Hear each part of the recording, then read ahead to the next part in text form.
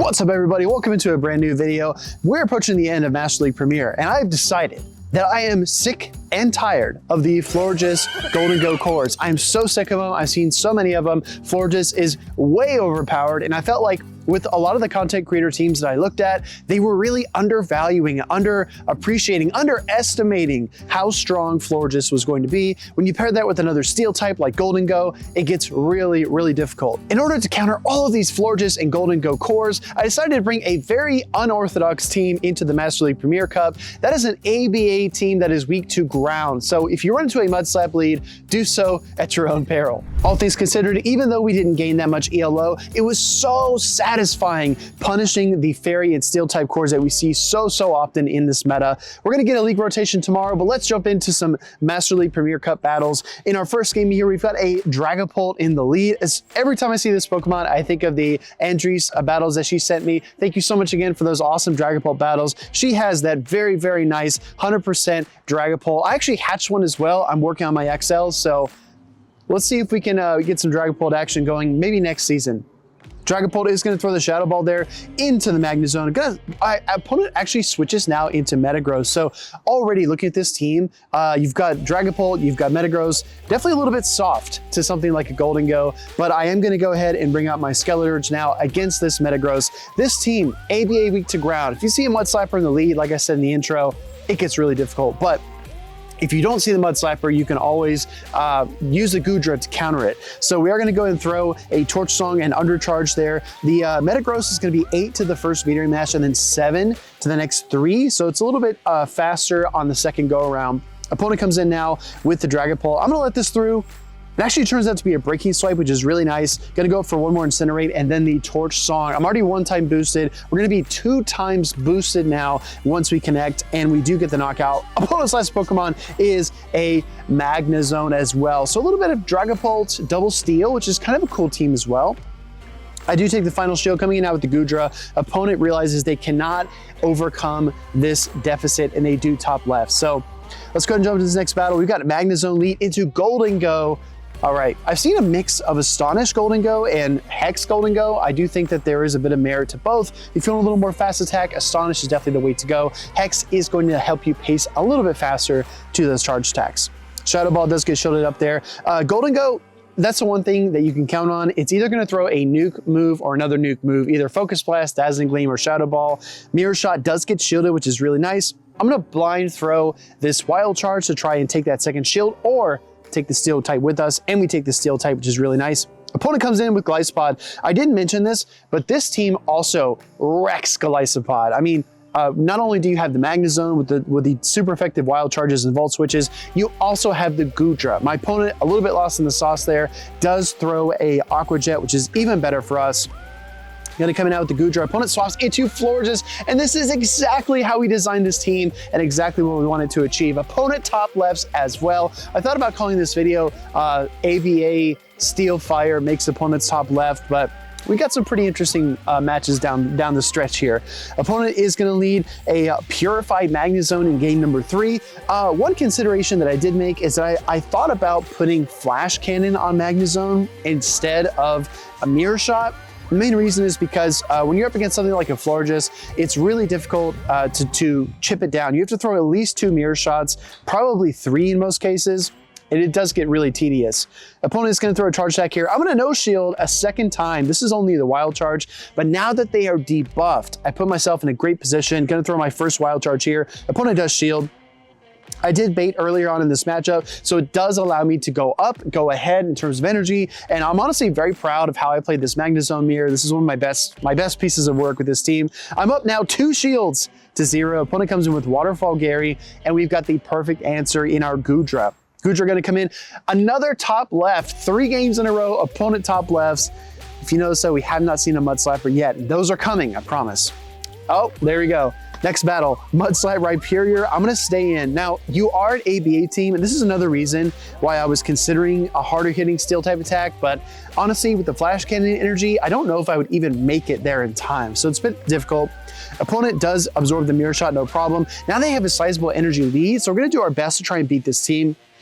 Like I said, this is not a consistent gain ELO team. This is a I know what you're trying to run, and I want to hard punish the Florges and Gholdengo core. That's exactly what we get with this trio. Gonna build up some energy there, throw an Aqua Tail into the Rhyperior. This, I think, will be enough to KO if it does go through. Opponent does shield very wisely.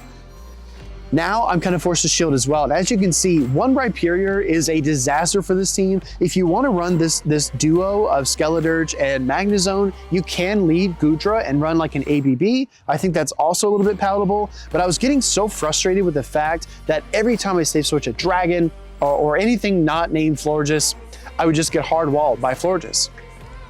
Opponent comes in now with the Dragonite. As you all know, I appreciate all of your comments. I am still under a TM shortage, and I do not have Disarming Voice on my Skeledirge. I wish that I did. It would help so much in situations like this, but we're stuck with Shadow Ball for now. I actually used, I think, 3 or 4 TMs, and I cycled between Crunch and Shadow Ball back and forth, and now we're still at Shadow Ball, so that's what we get. Gonna double Shadow Ball though. Hit him with a big charge attack there, but in the Master League, it doesn't do too much. Try to swap, try to catch, opponent's not gonna fall for it. So Rhyperior Dragonite, definitely very difficult for this team, especially once they lead the Rhyperior. If they lead the Dragonite and they swap Rhyperior, you can bring in the Goodra, have a fighting chance there, but the Mudslapper leads are really tough. Gonna go ahead and play this next battle. We've got another Gholdengo in the lead. This one looks like a Hex variant. You can tell the Hex is a little bit different from the Astonish. The Hex is kind of like a purple mist that comes up, and then the Astonish is like bubbles. So a little bit of a difference there. Now, this is actually a really good example. I actually don't remember this, but this is a great example because we had the Hex user, now we have an Astonish user, and you can see the bubbles that pop up when they use that attack. So gonna throw the Wild Charge here into the Dragapult. Gonna swap now into Goodra. I'm gonna try and farm down, but I don't quite get there in time. Opponent is gonna get to a charge attack against us, which is the Breaking Swipe.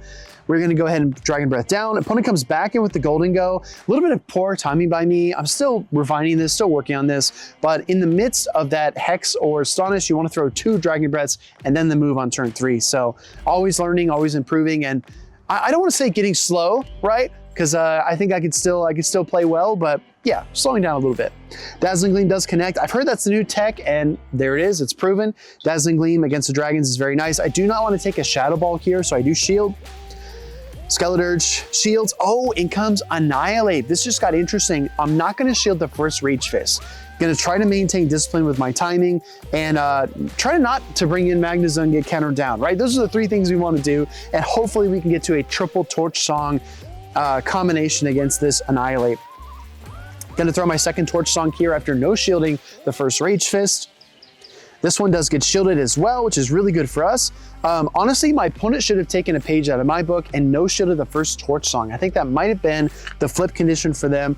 It doesn't KO, so we send in the Magnezone for the swap and the catch. This is gonna be a boosted Rage Fist though, which is a little bit problematic.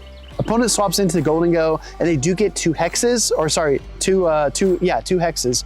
But luckily, I'm able to incinerate down, and then in comes the Annihilate. We incinerate down as well. So this was a really fascinating team. Gholdengo double Ghost, triple Ghost, I guess is what it was. But anyway, next battle. Yes, Florges finally in the lead. This Pokemon has nowhere to go. We are ABA strong to the Florges here, but you're gonna see just how close this matchup actually is, which is just a testament to how overpowered Florges really is. I don't know if we need a Trailblaze nerf, if we need a Moonblast nerf, or a Fairy Wind nerf. I don't know. All those moves are so powerful, and this Pokemon has all 3. So when you look at collateral damage from moveset updates, nerf Fairy Wind, you're hurting things like Jump Bluff, right? Nerf Moonblast, you're hurting things like Cresselia, Clefable.